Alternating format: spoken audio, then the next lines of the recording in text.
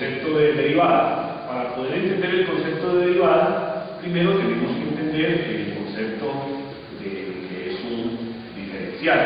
El diferencial siempre lo vamos a simbolizar con un triangulito conocido como delta. Este diferencial siempre hace relación a un cambio o a una diferencia.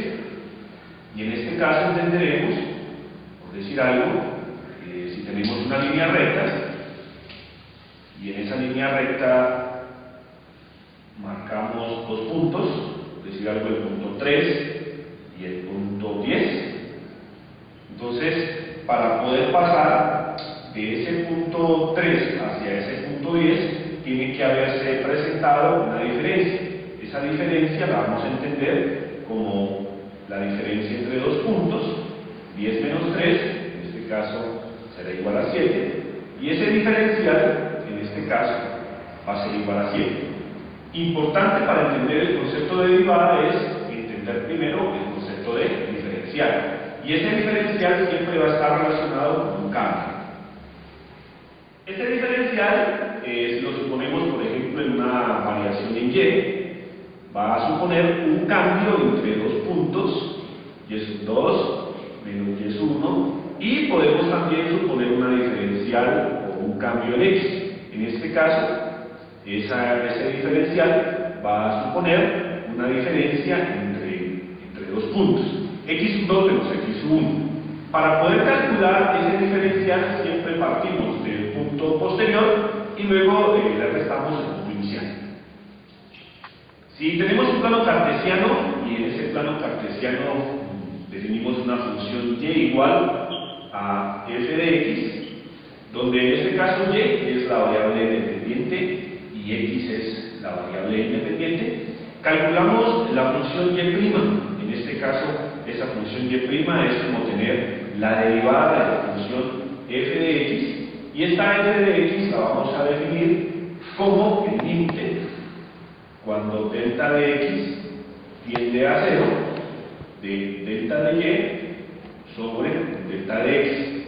En este caso, podemos demostrar que la derivada de esa función f de x tiene estos tres elementos. En primer lugar, un límite cuando el diferencial de x tiende a 0 del diferencial de y sobre el diferencial de x.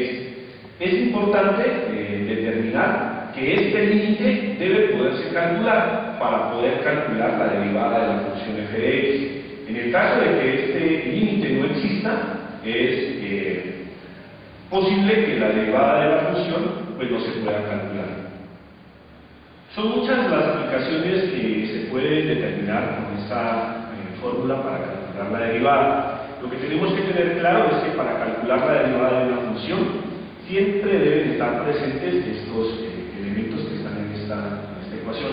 Primero que todo, un límite, que ese límite se pueda calcular y que haya un diferencial de y sobre un diferencial de x. Por ejemplo, en geometría podemos encontrar una aplicación muy importante que es la derivada de una función entendida como la pendiente. Esa pendiente siempre va a determinar una variación en y, una diferencial en y, que significa un cambio en el eje coordenado y sobre una diferencial en el punto x. En este caso, pasaríamos a calcular el límite de este cociente que tenemos y podríamos calcular la pendiente de una derivada. En física tenemos también algunas expresiones que también se le puede simbolizar con el cálculo de la derivada, y es la velocidad. En este caso, entonces, la velocidad va a ser igual a un espacio recorrido, un espacio 2 menos un espacio 1, sobre una diferencia de tiempo, un t2 menos un t1. En este caso, a pesar de que las expresiones son similares, al momento de calcularles el límite, pues se comportarán de forma diferente, y en este caso calcularemos una pendiente, mientras que en este caso calcularemos una velocidad.